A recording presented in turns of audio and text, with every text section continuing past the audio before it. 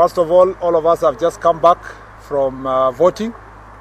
I've just landed from the far end of Elgeyo Marakwet County, and for the record, I voted.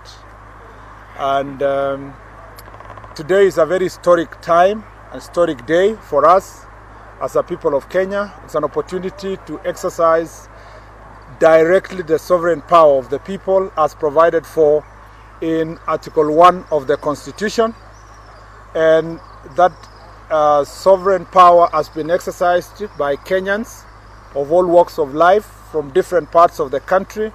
We in Jubilee are extremely excited insofar as the commitment and hard work of many Kenyans, both senior citizens and young voters who are voting for the first time or for the second time from the elections of August 8th.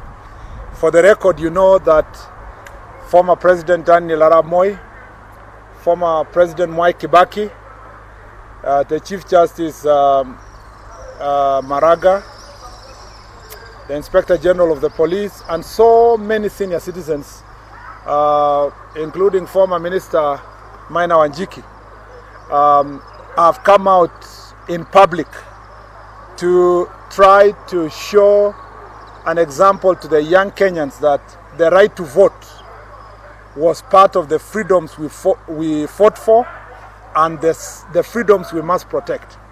So today all of us are excited. We have exercised our right, and from where we stand, especially young politicians like ourselves, we don't think today was about just voting for Uhuru Kenyatta or any of the other 7 candidates. It was more of protecting our democracy and the rule of law and expressing the will of the people by exercising direct power. We thank the IEBC for the work they are doing and they continue to do.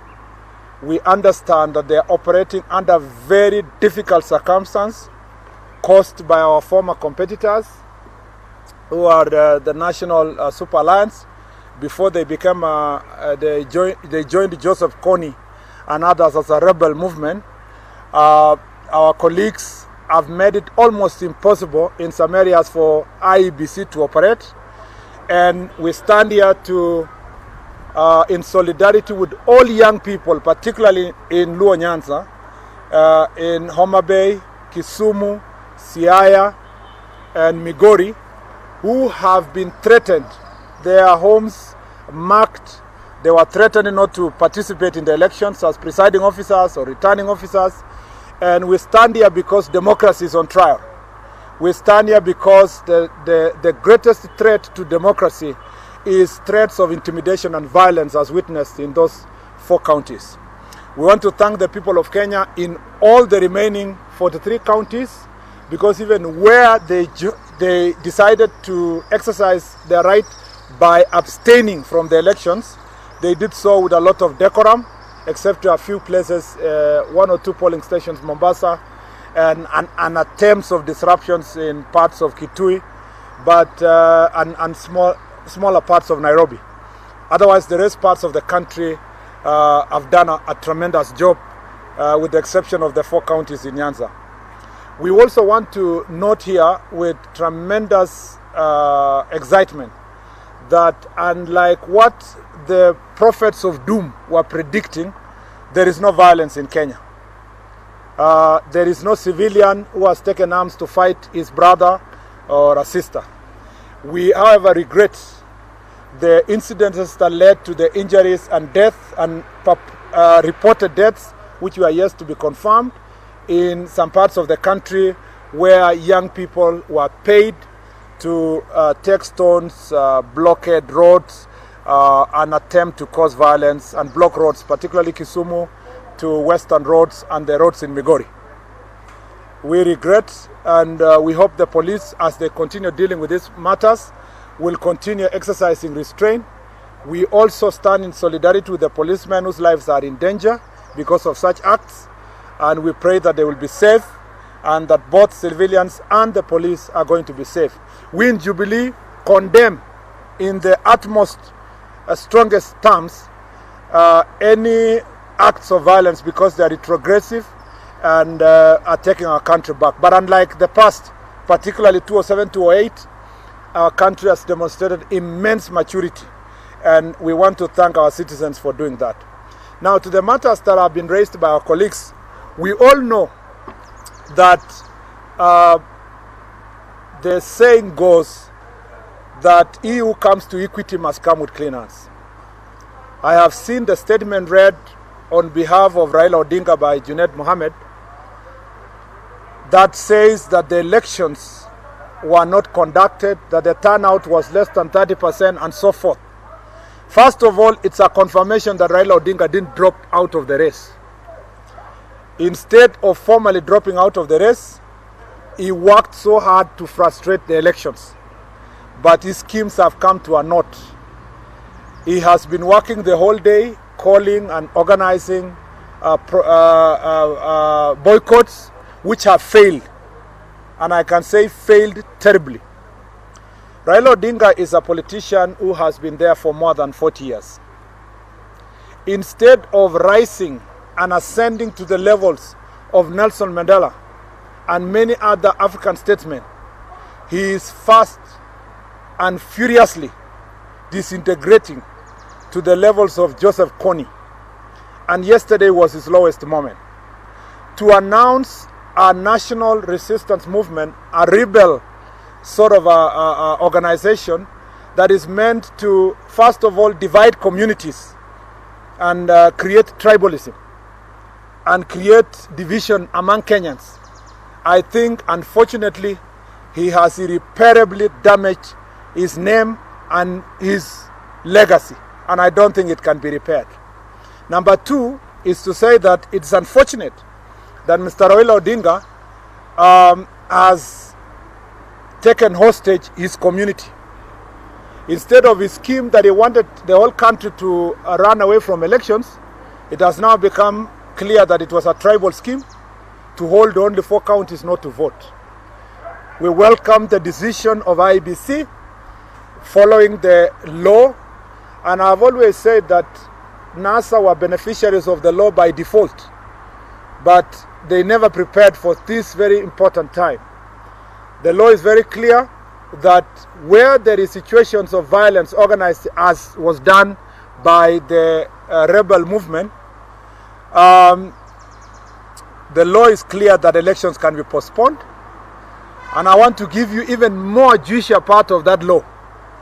It says clearly that even as that election is being postponed, the rest of the elections will go on, tallying will continue, counting will be done, and IEBC can announce the final results even in the absence of votes from those areas, if in its totality the votes of that area does not change the ultimate arithmetic. And ladies and gentlemen, numbers do matter. Raila Odinga told us yesterday that every vote must count, and actually was quoting Justice Njoki in a minority judgment in the Supreme Court that every vote must count. But we must also say that in the 4 counties where elections are being postponed, if there was going to be 100% turnout, including people even voting by people who have passed on, there will only be 1.3 million votes. So if by the end of tonight or tomorrow, the results that come from across the country are such that minus the 1.3 million, it will not make a big difference on who wins the elections, IEBC is mandated by law to announce the presidential candidate that has won the elections. In conclusion, so that I allow my colleagues to say 1 or 2 things, we want to tell the national rebel movement of Raila Odinga that they have no place in elections of Kenya.